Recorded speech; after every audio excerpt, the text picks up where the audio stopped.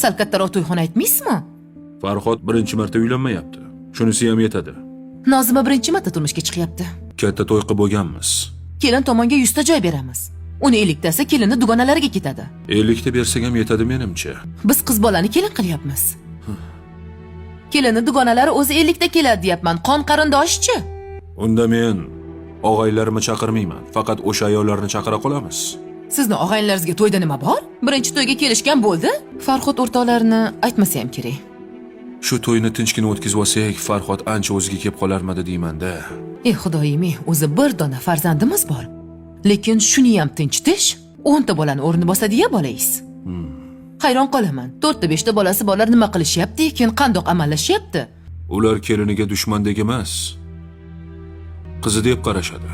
Turtkulamasdan bag'riga bosishadi. Sovuqda ko'chani tozalatishmaydi. Birovni bolasi deb ayaydi.